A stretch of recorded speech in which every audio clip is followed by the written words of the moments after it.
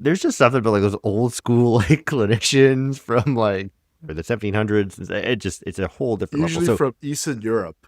I feel like. yes, and all So of that, Rudolf Virchow was a German physician and scientist, which among a bunch of things developed this mechanism that he proposed for how blood clots essentially, and he came up with, as they did in the day, naming something after themselves. So came up with something called Virchow's triad.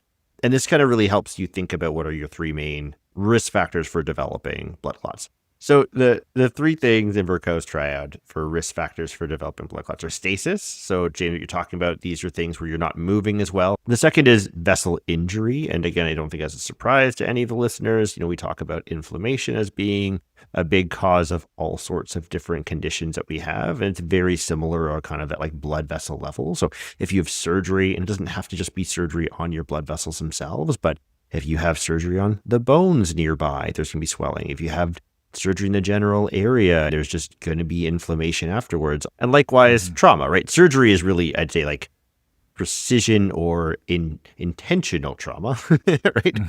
But, Controlled. you get punched in the side of the face, like you get hit by a car and stabbed in the chest. Like, those are also potentially like, there will be swelling and inflammation, all those things. Yeah. Like, so anytime there's an injury to the blood vessel or the vicinity of blood vessels, that's also a risk factor. And the last is something called hypercoagulability, which is really just kind of your innate body's disposition or likelihood of developing clots. And there's certain things that we know that are conditions that adjust the proteins in your body to make you more likely to form blood clots. These are things like cancer. Sometimes there are genetic conditions people are born with that make them more likely to develop blood clots. And the other one, and this is where, again, I kind of think about those examples, kind of college-age students, especially female that are presenting with chest pain or difficulty breathing, is birth control pills or oral contraceptives. Again, from a hormonal level, there seems to be something as well that's there that puts people at a higher risk for developing clots just being on a birth control pill.